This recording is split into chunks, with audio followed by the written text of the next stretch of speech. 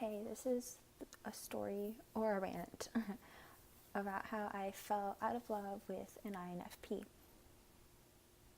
And I know a lot of you gotta click off now, but that's me. I'm the INFP.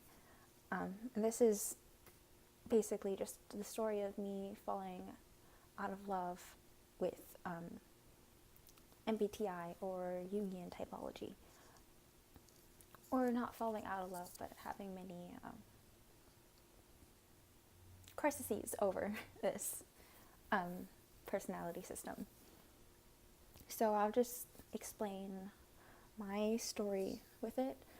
So I was maybe like 14 when I found 16personalities.com. And it's a common gag in the MBTI community to know that's like the worst website.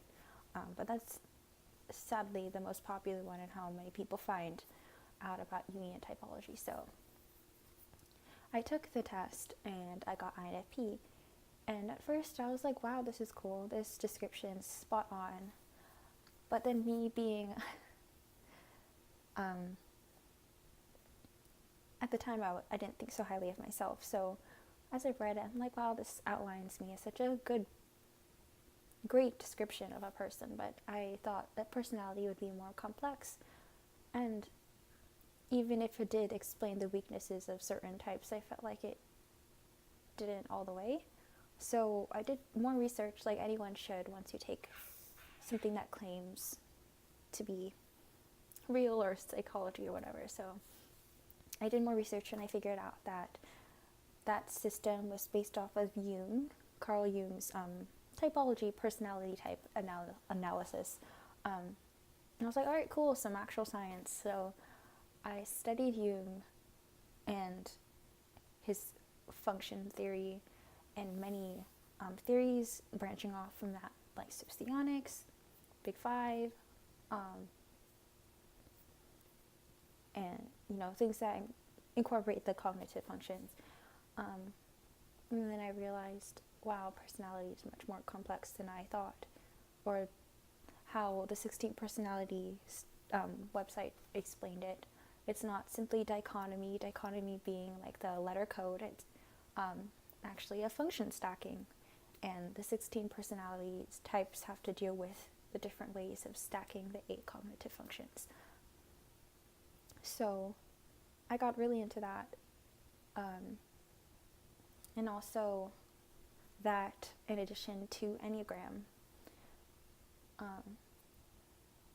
I found an identity that I labeled myself with. That was INFP 6 wing 5. My tri-type is I'm at 5 wing 6. My tri-type's a 5 wing 6, 9 wing 1, 2 wing 1. And then I also was Capricorn, life path 9, Gryffindor. I fell in love with labeling myself and others, sadly.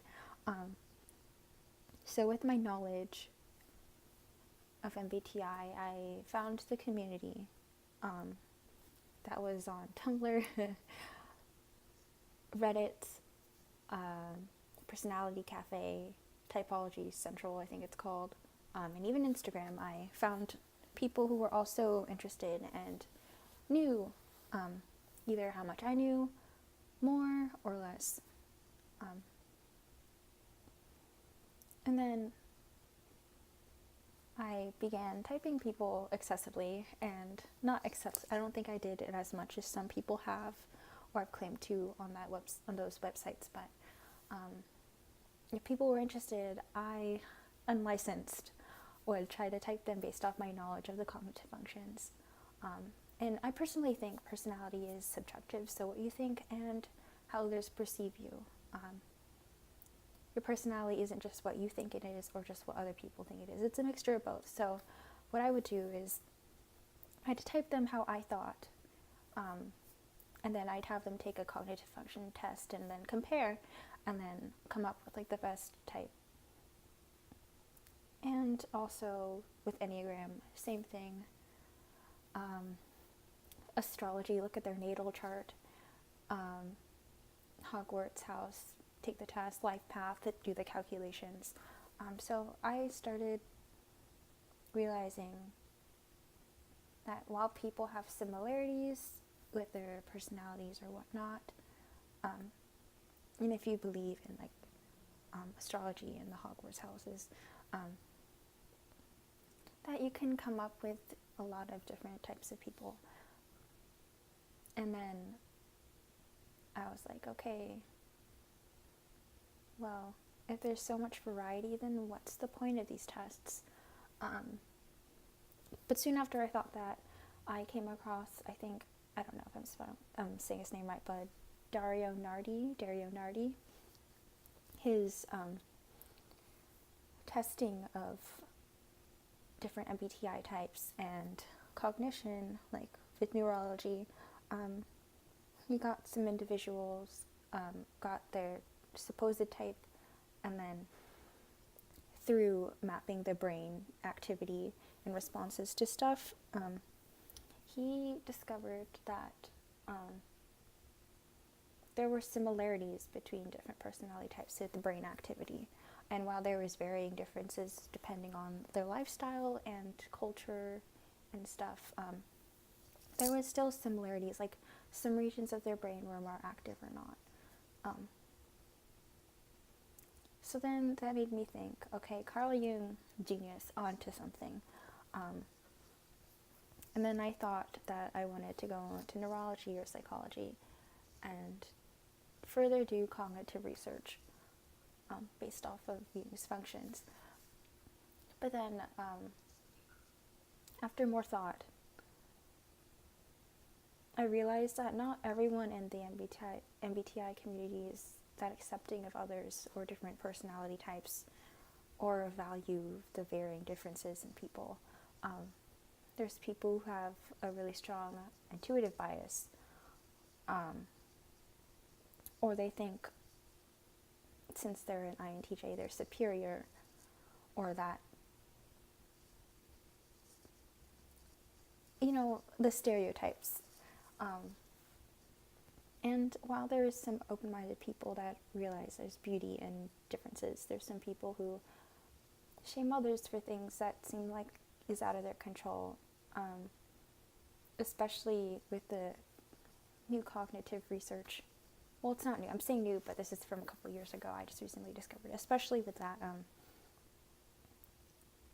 I feel like putting actual science to these pseudoscience theories would, okay, one, prove that it's real, but two, give people a reason to segregate and discriminate against others more. And you know, in society, everyone has their place and everyone's useful, but like, for societal standards, there is like ideal types in different societies, and you can study this around the world. Like, let's use maybe like Japan as an example, because America is very diverse. But I feel like in Japan, and I guess I am kind of stereotyping, but their culture is more like organized, good work ethic, kind of really passive. And this is based off stereotypes. So what I'm saying is that each society would have an ideal aspect of a person, whether that be in the workforce, family, friend group. People will idealize or prefer certain types. And I feel like if they put science to this cognitive function theory, that would just give people more of an excuse to. And that part of me I feel like that's not ethical to do that. Like, with using MBTI in the workforce, a lot of human resources things will, have you take the test and then hire you to see if you're a good fit for the company. That's not a bad idea, but then again, you're kind of cherry picking individuals who have the potential to be just as good, if not better. The people aren't textbooks they're different. I don't know.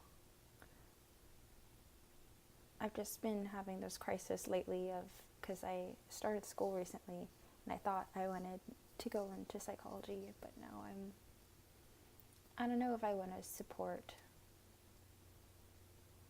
that, even if it is science. Not all science discovered is beneficial to society or humanity as a whole. But then I also feel like, would it be unethical to not provide truth or some type of empirical knowledge? And